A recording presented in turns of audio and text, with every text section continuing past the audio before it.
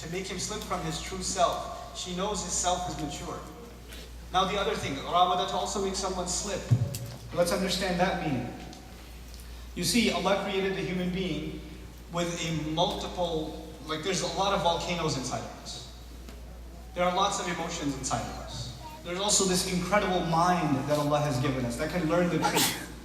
If it were not for this mind, we would not be appreciating the word of Allah. We would not be followers of Muhammad Rasulullah sallallahu alayhi wa sallam. That wouldn't happen if we weren't people of thought.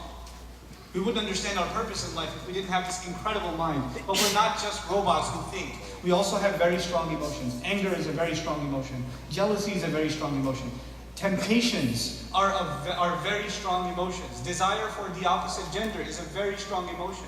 Having feelings towards someone is not a joke. It can take over your mind. You can't think about anything else. All you think about is this person.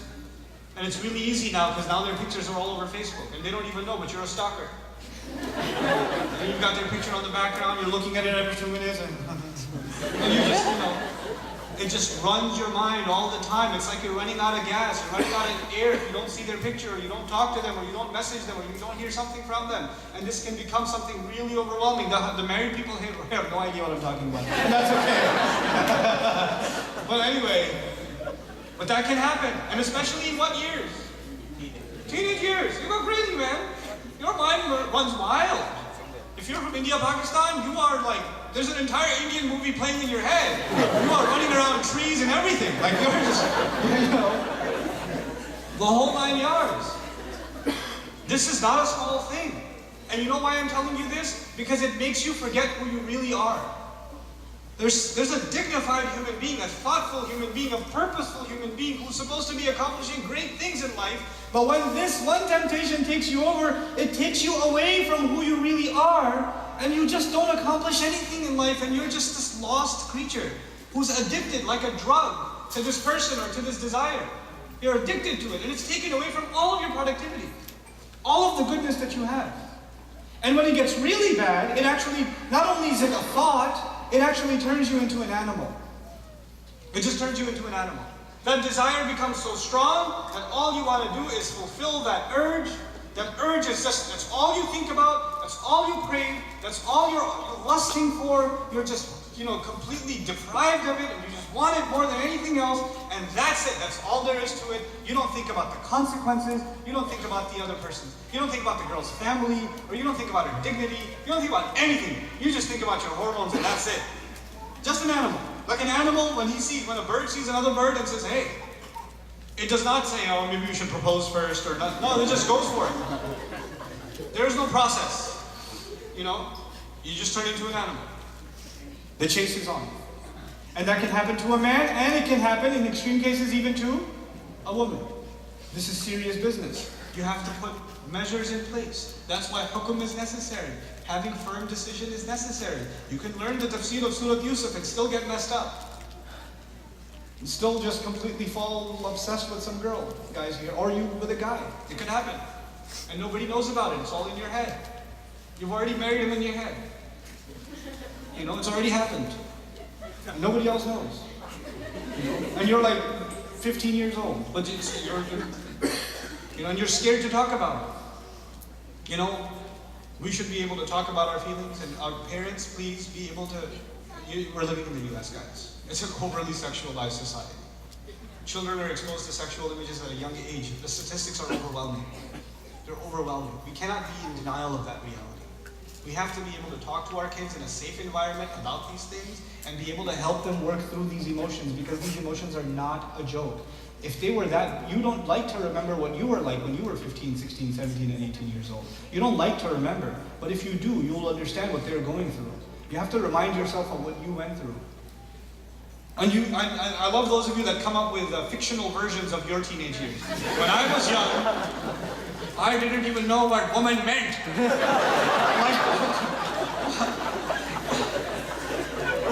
No, that's not true.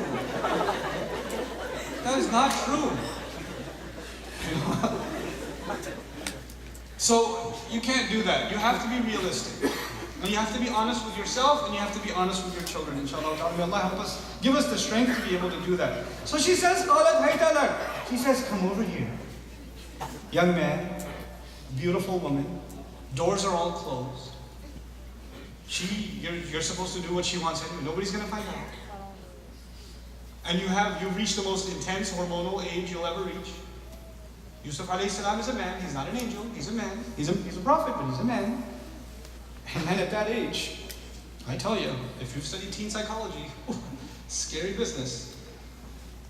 The scene is, if this was a scene in a movie, you'd have to, who's watching? You'd have to press pause and say, can we watch this? As soon as you get to the part where she says, "Hey, Dada," you're like, "Ooh!" Kids, leave the room. He says, "Ma'ad Allah." I seek a place where I can find Allah's refuge. I need to get away. He realizes now the only one who can help me is Allah. Innahu Rabbi ahsana mathwaya. My master has given me really good housing. My master could refer to Allah, but what else does it refer to? Her husband. He uses careful language. He's saying Ma'ad Allah out loud, not just for him, but also for her. And if you're not going to fear Allah, woman, if you've gone that crazy, at least think about your husband. He's the one who gave me this house. And by the way, he's reminding the word mathwa, هذه المرة الثانية. Look at هذه الكلمة, right? So this is the second time this word is mentioned. The first time it was mentioned, remember it was said, honor his housing? Honor his housing? It is as though by bringing up the word housing, he's reminding her, lady, you're not honoring my housing. My boss actually gave me dignified housing, so this ain't part of my job description. I'm out of here. So إِنَّهُ رَبِّي أَحْسَنَ مَثْوَايَ إِنَّهُ لَا يُفْلِحُ الظَّالِمُونَ. People who do wrong, they never succeed. They may get their temptations out of the way, they may get their desires out of the way, but success they will never have.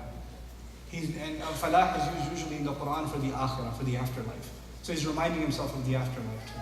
There is a mental process young people have to internalize, and old alike, about fighting temptation. Temptation in and of itself is not bad. It's something that will happen. It will happen. You have to learn, and I have to learn to deal with it. How are we going to deal with it? First of all, we seek the protection of Allah. Second of all, we remember that the people we have temptations towards, they also have dignified lives. Every human being deserves dignity, and it's part of our dignity to control ourselves, to hold ourselves back. And then third of all, understand that there are consequences in the akhirah. إِنَّهُ لَا يُفْلِحُ الظَّالِمُونَ. These are thoughts we have to remind ourselves of. Yousuf alayhi salam is not getting a khutbah about temptation. He has to give himself a khutbah. And in the worst place too. This is the situation where you forget everything. This is when you don't remember anything. I'll make istighfar later. That's when everything goes out the window. You forget who you are. Remember? You forget who you are. Later on the guilt comes. Later on the shame comes. Later on you start sending emails to stop, Naman, I made a mistake. What should I do? I get thousands of those emails. I made a mistake. I don't know what I was thinking. I wasn't myself. I don't know how many times I've read, I wasn't myself. عن نفسي. To make you slip from yourself. So you're not yourself anymore. What will keep you to yourself? What will keep maintaining yourself and you don't lose yourself and become an animal and go lose it in the heat of the moment? This is the thing that's going to remind you. The dignity of the other, first of all, the refuge of Allah for yourself and them. Second of all, your own dignity and their dignity. Respect. I'll just come out and say it. Some of you guys here, you're dating. You're dating. You have a girlfriend. Maybe she's in the audience too. Oh, she just laughed. I'm kidding. Totally kidding. But maybe she's in the audience, and you know what? If that is the case, you guys have crossed certain lines. And somewhere in the back of your conscience, you feel guilty. But also at the same time, nobody knows. You've got a fake profile online. You've got your phone on a password. Nobody's going to find out. You did a few things here and there, but it's okay. You know what? You haven't feared Allah enough yet. And you haven't thought about her dignity, her family's dignity, her respect. You're just thinking about your own hormones. That's all you're thinking about. So now the discussion I want to share with you here, inshallah.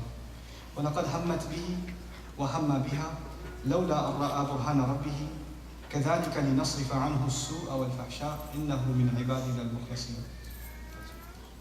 She absolutely wanted him, desired him. Hamma is to be important. She had made him the most important thing. It was her goal, like nothing else. I'm gonna have him. It became a matter now of possession even. And he would have been that way too. Law, the word law comes up. He would have desired her the same way had he not seen the very clear evidence of his love. Now some interpret this to see that he saw an image of his father, and other things. The Quran doesn't indicate that. That tafsir exists and I respect it. But from the text of the Quran, what seems to be the clearest indication that he saw the burhan, the evidence of his love, is something Allah put deep inside of him, the hukum, the ilm. The innahu rabbi ahsana mathwaya, what's already been described. That is the burhan of his love. And so had it not been that he had the right thought process, the right consciousness, at the heat of the moment, Allah says he would have desired her much the same. He would have reciprocated that desire, subhanAllah. كَذَلِكَ لِنَصْرِفَ عَنْهُ السُّوءَ وَالْفَحْشَاءَ. And we did all of that so we could remove him, take him away from evil and shamelessness. Now, I don't want to tell you the whole story. You guys know what the story is. I do want to highlight one more thing though. Just the thing about when they cut their hands. You know the part of the story when the women cut their hands? I'll tell you some stuff about that. So, they run after the door. She rips his shirt from behind. She's really psycho. And, that whole fiasco happens. And who found out about it? Just a couple of servants and the minister, the husband himself, right? And everybody's clear that it was her that lost it and not him. But the politician tries to suppress it and says, Yousuf, just leave it, man. Yousuf, it's okay. She just, medication. So just don't worry about it. But you know what? The servants who saw it, they have lunch break. And when they have lunch break, what are they doing? Yo, she went crazy. She don't give a shit. Or something. They're having this conversation. And then the guy goes home. The security guard goes home and he talks to his wife. Yo, you know what happened at work today? Minister's wife, let me tell you, not interested in shirts. And so he says something to his wife.